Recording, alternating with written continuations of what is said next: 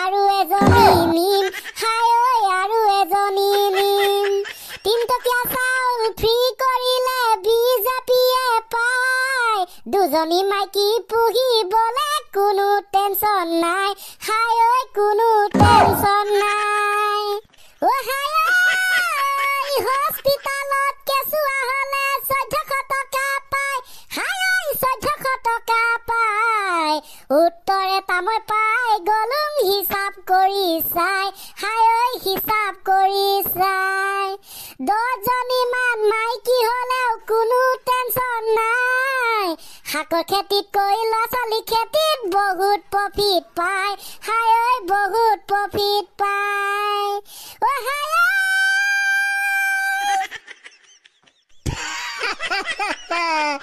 এইটো আল্টিমেট গানা ultimate last finishing দেখো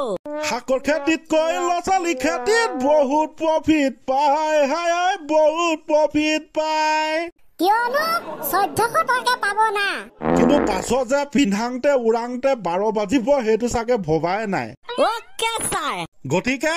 বুজাই গৈছে শাকৰ খেতিটোৱে বেষ্ট দে ঠিক আছে সন্মুখত লোকসভা নিৰ্বাচন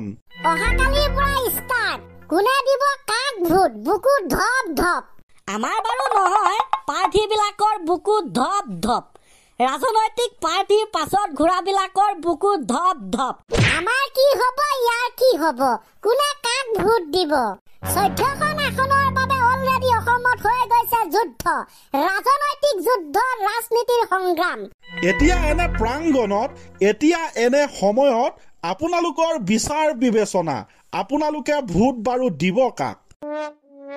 আমি আচলতে ভোট কাক দিয়া উচিত 14টা লোকসভা সমষ্টিৰ ভিতৰত 2-3টা লোকসভা সমষ্টিত আকৰ্ষণীয় হৈ পৰিছে যেনে লুৰিণজ্যোতি গগৈ ডাঙৰীয়া ভাৰ্চেছ সৰ্বানন্দ সোণোৱাল ডাঙৰীয়া আমাৰ গৌৰৱ গগৈ ডাঙৰীয়া ভাৰ্চেছ তপন কুমাৰ গগৈ ডাঙৰীয়া আৰু আছে এনেকুৱা বহুত প্ৰাৰ্থী চৰ্চাত চলা এই 4জন প্ৰাৰ্থীৰ নাম আমি ব্যক্ত কৰিলো বিজেপি কংগ্ৰেছ এজেপি AIUDF আৰু অসমৰ ৰাইজৰ মাজত এই সংগ্ৰাম পোনপ্ৰথমতে গাইজ আমি আহিছো